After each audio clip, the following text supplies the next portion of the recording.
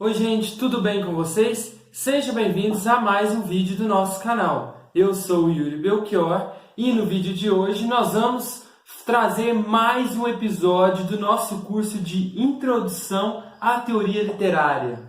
Se você é novo por aqui ou se das outras vezes que assistiu algum vídeo nosso você se esqueceu de se inscrever, aproveita agora, se inscreve no canal, ativa o sininho para você não perder nenhuma notificação.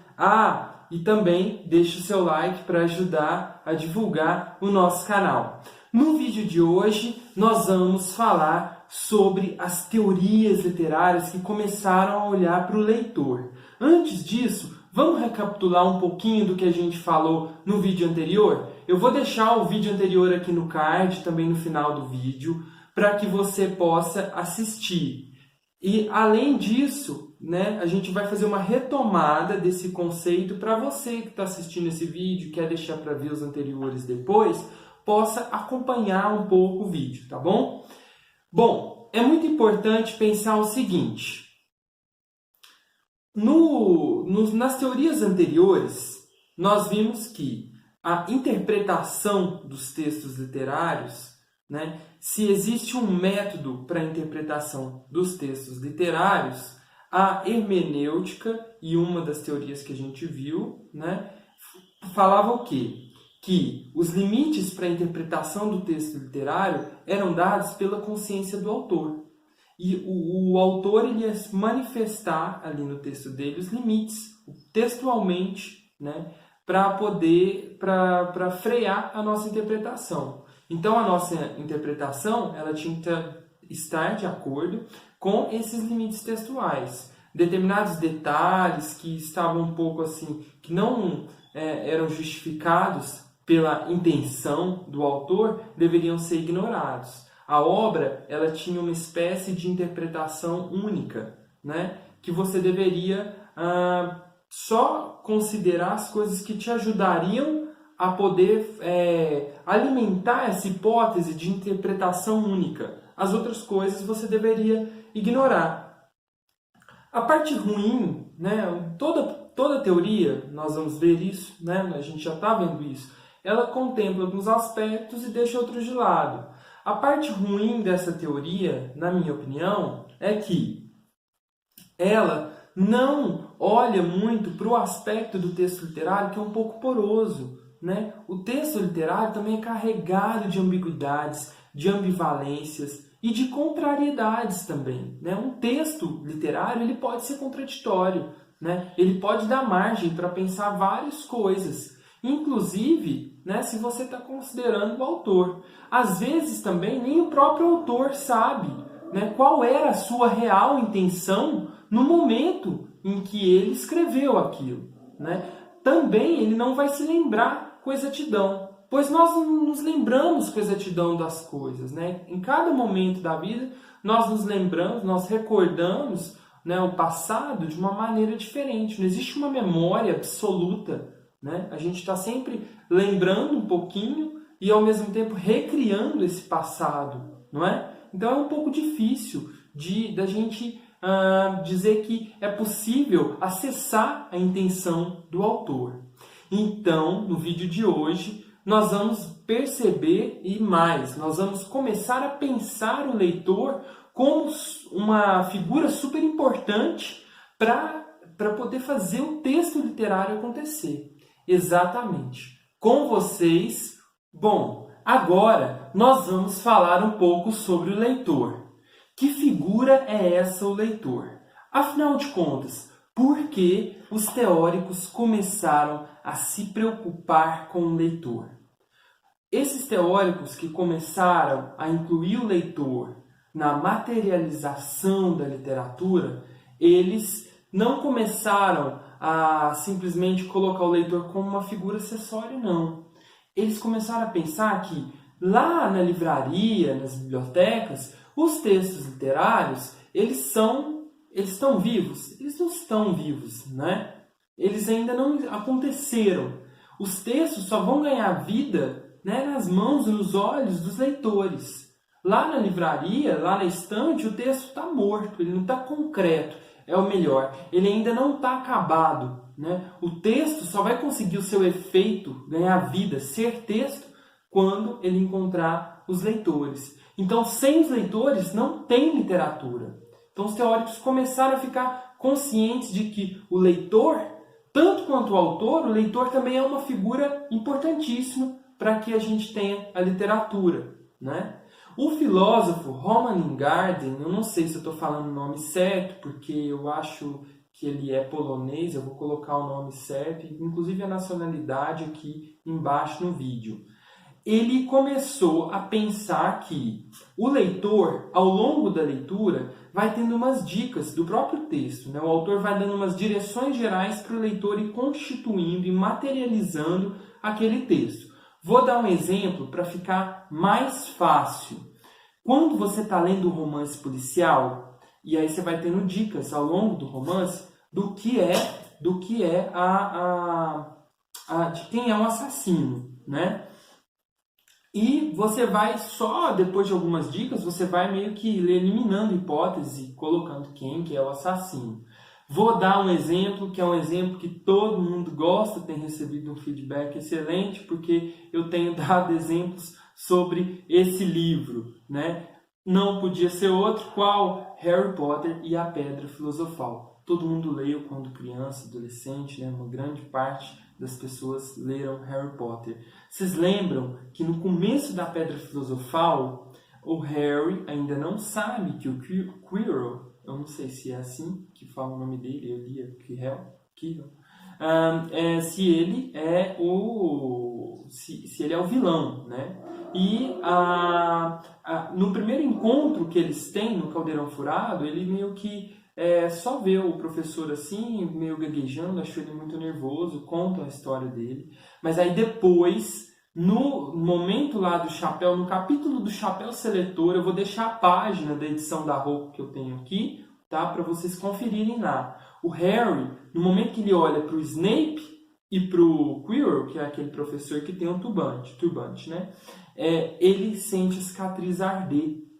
Então você já começa a pensar, você como leitor, tem uma coisa errada ali. Só que o Snape é da Sonserina, então você fica meio na dúvida. Só que no final daquele mesmo capítulo, a J.K. Rowling já dá uma dica maior. O Harry sonha com o Quirrell, né? Ele sonha com um turbante que está falando com ele, que ele deveria ir para a Sonserina. Só que ainda assim você tem elementos que ligam ao Snape e ao professor lá, gago de defesa contra as artes das trevas, que é o Quirrell. Então, veja bem, você tem dicas já para poder começar a pensar que tem alguma coisa muito séria relacionada àquele personagem. Isso é muito importante para que você, leitor, vá materializando o que o autor preparou para você. É como se o autor tivesse te dado dicas, alguns gatilhos mentais para ir te conduzindo pelo mundo da imaginação. Olha que vem por aqui é melhor e tal. Entenderam? Esse, então, isso é o que pensa o Roman Ingarden.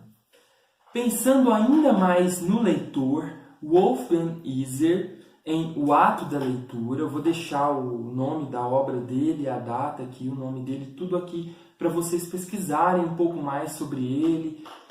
E esse teórico, ele começou a pensar o leitor de uma forma ainda mais precisa, né? Colocando o leitor ainda mais no processo de acontecimento da literatura, né?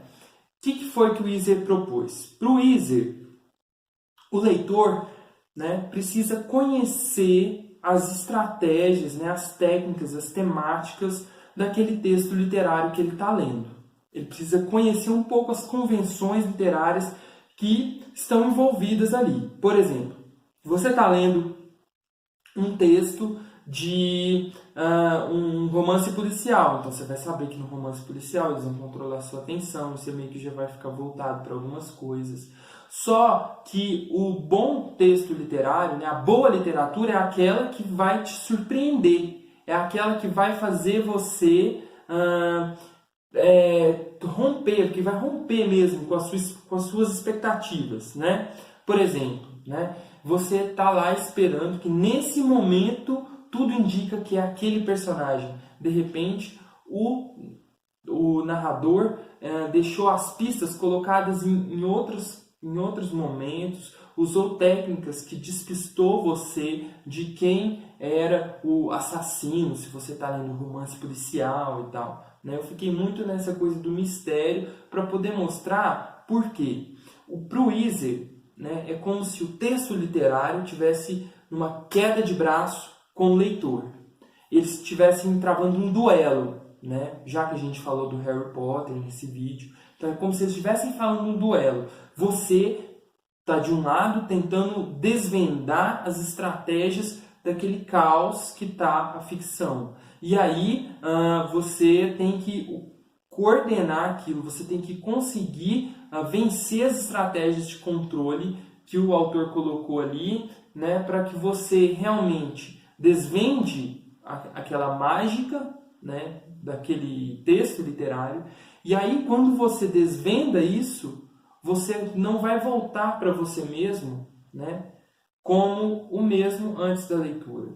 Você vai ter percebido determinadas coisas da realidade que antes da leitura você não perceberia. Então, veja bem, é como se você sofresse uma catarse mesmo, né? Você experimenta coisas e aí quando você volta para você volta um pouco mais forte. E isso faz com que os outros textos que você vai ler, nessa experiência, ela é acumulativa, né? Então você vai poder ser ainda um leitor mais exigente, mais exigente, mais exigente. O problema dessa teoria é que ela parece idealizar um leitor que tem o domínio de determinadas habilidades e também de competências, né? Outra coisa, né? Um texto que não conseguisse desafiar o leitor, né? Esse leitor ideal, seria deixado meio de lado de ser considerado literatura. Por exemplo, os best-sellers. A gente sabe que tem uns textos que são fáceis de ler, né? Eles não nos desafiam muito, né? Os textos prazerosos, eles não são literatura. Inclusive, vou deixar um vídeo sobre isso, né? Sobre essa questão do prazer do texto, né? Os textos prazerosos, eles não são literatura, né? Outra coisa para a gente pensar, se a função do leitor é organizar esse caos que é a literatura, como a gente pode pensar que essa teoria pode dar certo para obras extremamente caóticas, que dificilmente podem ser organizadas, como, por exemplo, Finnegan's Wake, de James Joyce, né? Então, parece que o Weiser até estudou Ulisses, eu ainda não li a respeito para saber como ele pensou Ulisses em relação à sua teoria, né? Mas obras como, por exemplo, muito mais desafiadoras, como Finnegan's Wake, do Joyce, elas talvez não tenham como ser organizadas, né? E talvez organizá-las seria meio que eu vou ter acesso a uma coisa que já não é mais a obra, né? Já é a minha experiência da obra, é tipo o arquivo zip da obra, sabe? Ela é compactada, né? E compactada por mim, para atender a uma especificidade minha de leitor, né? Então, um dos problemas dessa teoria parece ser o fato de que ela idealiza o leitor. E ela coloca todos os leitores como se fossem um só. Não considera as diferenças que tem entre os leitores. O que você acha sobre isso? O que você achou dessa teoria? Você achou ela mais interessante que as outras? Você achou que existe mesmo esse duelo entre o texto literário e você? Os textos estão tem sempre uma relação de tensão entre o leitor e a literatura? Você acha que essa teoria funciona para todos os tipos de texto? Funciona para alguns? Para quais? O que você acha disso? Deixa para mim. O mais legal é saber que os vídeos estão fazendo com que a gente repense a nossa experiência literária, para que a gente seja leitores cada vez mais fortes para esse duelo. Muito obrigado a todos vocês. Não se esqueça de se inscrever no canal, de deixar o seu like e também de ativar o sininho para receber as notificações. Assista os vídeos anteriores se você perdeu algum por aqui. Muito obrigado, valeu!